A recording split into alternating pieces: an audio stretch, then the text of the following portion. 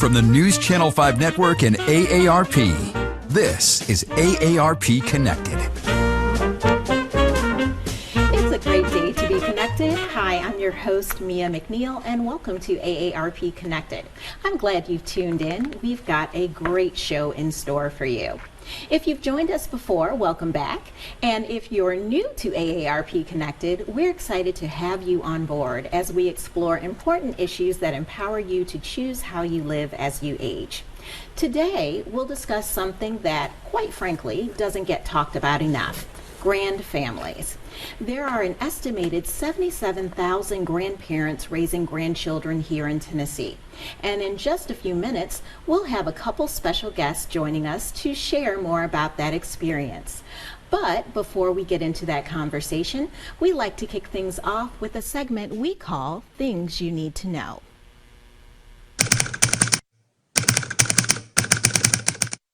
Everything from what you eat to how often you text can affect the health of your joints. Here are 3 horrible habits for your joints you need to know about. If you're a smoker, stop now. Smoking does a number on your joints. The nicotine in cigarettes narrows blood vessels and restricts the amount of oxygen and nutrients that reach the joint cartilage. If you are sedentary, get moving. Frequent sitting leads to tightness in the hips and legs and weakness of core stabilizing muscles. Aim for 30 minutes of joint-friendly exercise 5 days a week, such as walking, water aerobics, and swimming. Stop texting and put your phone down. Constant typing on that mini keyboard creates inflammation of the joints in your hands and arms, which can lead to pain and stiffness. To avoid joint pain, take breaks and consider relying on the speech-to-text function on your smartphone. For more health tips, go to aarp.org/health. Ads on Instagram, Facebook, and TikTok can be creative and enticing, but they can sometimes be deceptive. Here are 4 ways to shop wisely on social media to get your money's worth. Check to see if the company is legitimate. Look for a physical address and phone number. If there's no address on the company's website, think twice about buying anything. Read the fine print. Look for spelling errors and odd disclaimers. Also, make sure they allow at least 30 days to make a return. Do your research. Do a search with the name of the company and the words fraud, complaint, or scam after it. Use other consumers' experiences to guide yours. And pay with a credit card. You can dispute charges and potentially get your money back if the item never comes or you're not satisfied and the company doesn't help you resolve your issue. For more tips, go to aarp.org/fraudwatchnetwork. And finally, cancer screenings critical to catching cancer in early treatable stages. And new research from the National Cancer Institute says members of Generation X, those born between 1965 and 1980, are more likely to be diagnosed with cancer than the generation that came before them. Why? Well, factors like obesity, sleep, gut health, and others were cited to be risks. But there's good news. Eating more plants and veggies, regular exercise, and limiting alcohol intake can help you keep on the right track. Now, did you know that there are 77,000 grandparents raising grandchildren in Tennessee? And that figure is likely underreported.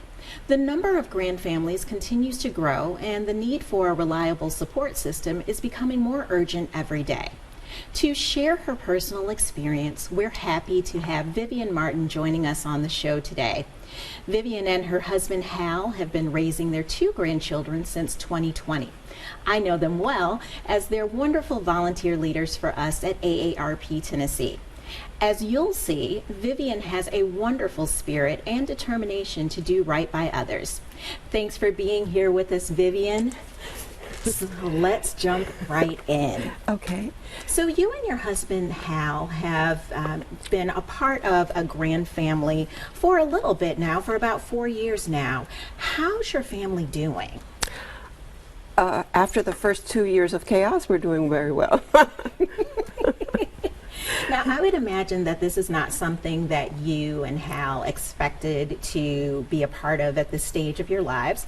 Can you share a little bit about your experience being a parent the second time around? Well, we were kind of settling into retirement and thinking about actually downsizing. We were thinking about having time to travel, to visit friends, and visit grandchildren. And so the second time around, because it was thrust upon us, we weren't exactly prepared, and we weren't quite ready for it at the moment. And you know, that sounds a little overwhelming to me, to be thrust into being a parent the second time around. How did you and Hal come together to deal with this new reality? Not very well at first. Actually, it's 3 grandchildren who were quite young at the time, 9, 11, 12. And we tried to deal with it by just doing whatever we could at the moment to try to handle whatever situation faced us. And so we just totally ignored our own personal lives and really didn't think much about our own personal needs.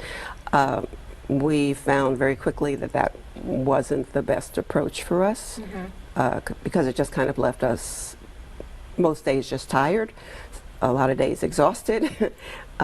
So we tried to deal with it by assuming they would be with us forever.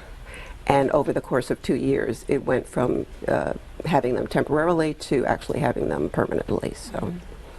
So we talk about this concept of parenting the second time around, which means you've been a parent before. How does this experience differ from your initial experience as a parent? Initially, it was a lot of excitement because we had planned for it, prepared for it. I mean, as best we could at the time. We were young. This time around, it was different because we were at 9, 11, and 12. We were dealing with preteens, and it was. I mean, we hadn't interacted with children in over 30 years. Our youngest is well over 30, so it was just hard the second time around. Well, listen, this is a great start to our conversation. We need to take a quick break, and when we return, we'll also be joined by Grandparents as Parents Program Manager, Tracy Van de Vate. So come on back.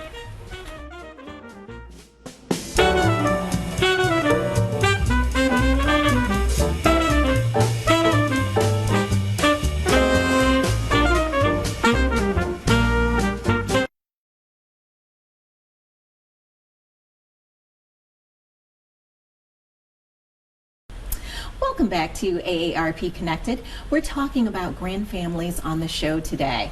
We've been chatting with Vivian Martin, who is a grandparent raising her 2 grandchildren, and now I'd like to welcome our second guest to AARP Connected. Tracy Van de Vate is the program manager for the Grandparents as Parents program at the Knox County CAC Office on Aging. Welcome, Tracy, and thanks for connecting with us today. Thank you for inviting me. So, Tracy, what is the scope of your role as the program manager of the Knox Seniors Grandparents as Parents program? So I manage the program. I've been there for 7 years, and we have sort of 2 main focus areas. One, we try to build community around grandfamilies, so support group meetings and activities and events for grandfamilies to come and connect with each other. And then we try to provide information, connection to services.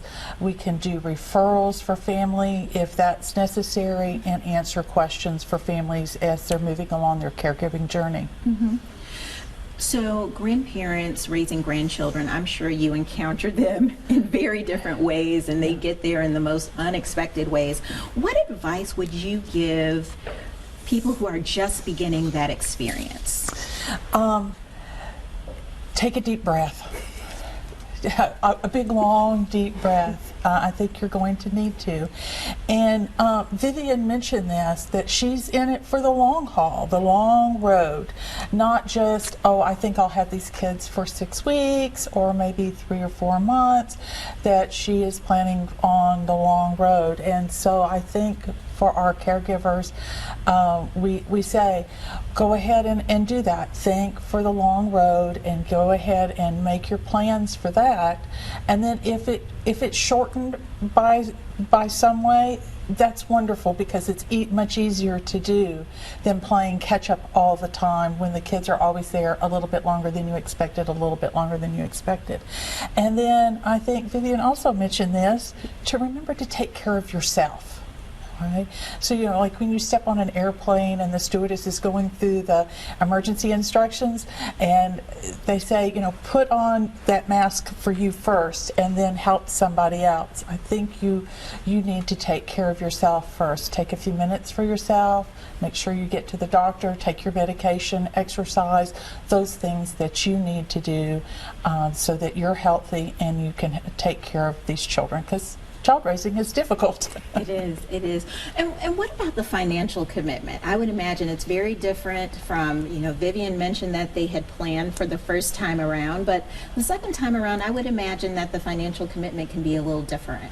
Well, if you have either been by yourself or you're a solo person or you're a couple, then she said that they were planning for retirement. Retirement planning does not consider taking in children, so that's not what, I don't think that was probably part of your retirement plan.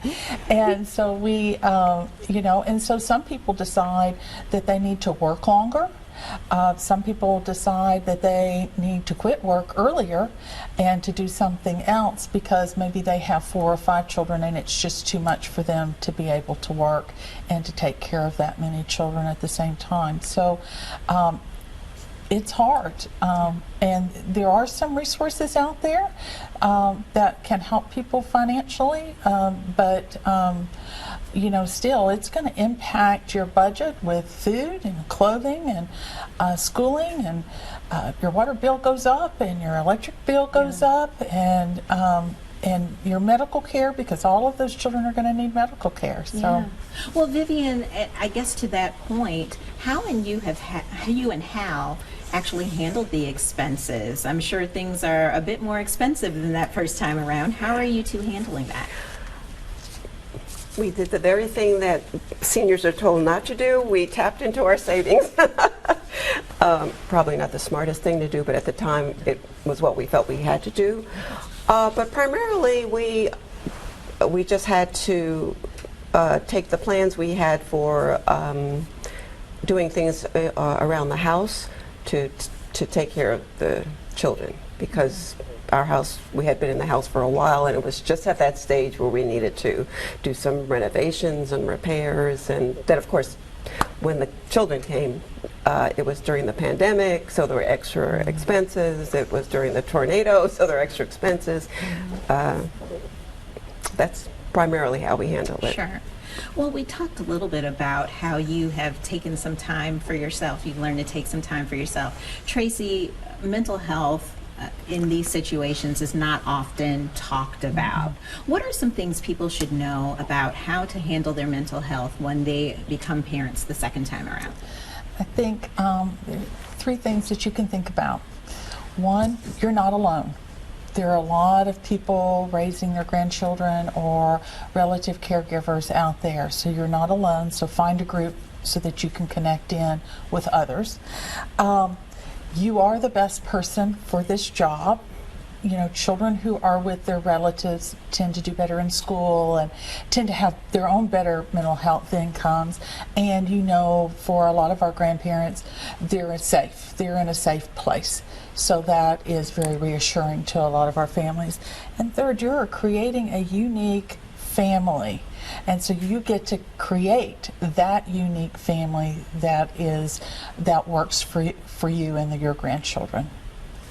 So, of course, beyond the obvious, raising a grandchild is a significant lifestyle change. How did you handle that mental shift?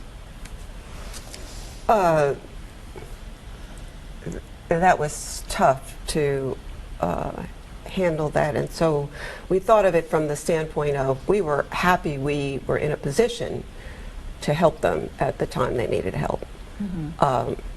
And because of that, we felt that we could help them, although we didn't have a clue how to do that. So that helped us to really try to approach it from a standpoint of treating it as if we were starting from the very beginning. And we just wrapped our minds around the fact that, okay, we're just starting as if we have a new family, and all the things we could remember to do, we just repeated it. Yeah, yeah.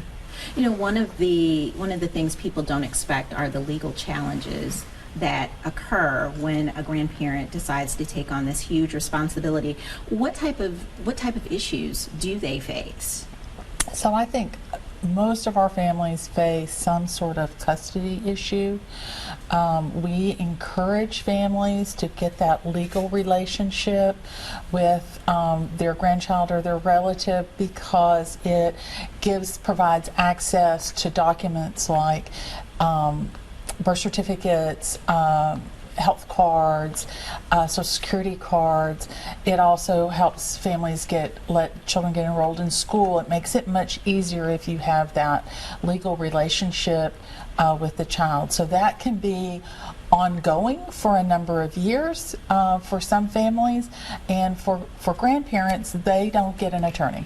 So Tracy, I want to jump back into that when we come back from break. So it's been so much information, but come on back, we have more to talk about.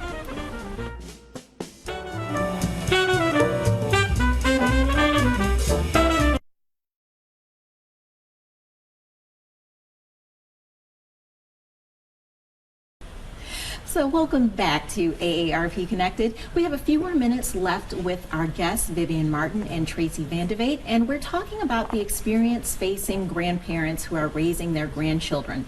Now, Tracy, you talked right before the break about some legal issues that might come up for people who are endeavoring into this situation, and I know you had a couple more things you wanted to add. So sometimes grandparents feel that they need, and it would be better for the children if they were adopted, and so that can be a big hurdle for families because it's very, very expensive, and there's nobody really to help with those legal fees. And then we also try to advise everybody to speak to an attorney about a will and estate planning so that they can determine guardianship of their grandchildren if they die. And so we feel that's really important for families to do. And I know that there's a lack of resources for grandparents raising grandchildren.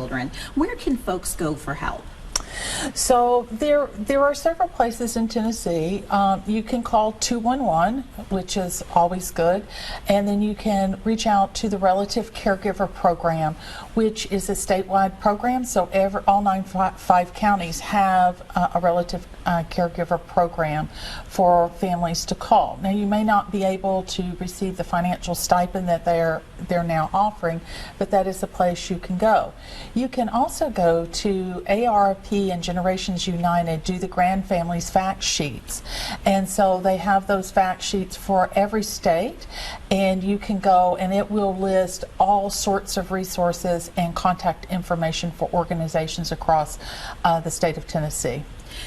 I know that your program, Grandparents as Parents, has done a great job of supporting grandfamilies, but looking at Tennessee as a whole, how are we doing on recognizing the needs of grandfamilies?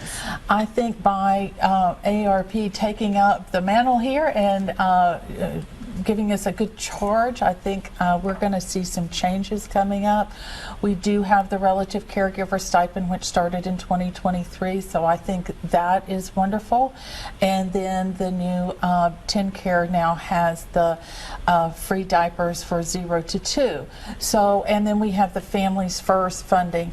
We don't have a lot more beyond that. And then you have the Relative Caregiver Program in the state. So I think we're starting to see some changes, and we're starting to see some changes nationally, and as AARP and Generations United and 0 to 3 sort of really kind of push the issue, I think we're going to see some uptick in discussion and things happening for families. And that's great. And I think it's important to note that this change doesn't happen in a vacuum. So we certainly encourage people to outreach to their legislators to let them know about their experience being a grand family. And so we can get some change and some recognition on state and federal levels. So thank you for your work so far. Thank you. So Vivian, what are some of the things that you wish that you know now that you wish you knew back then?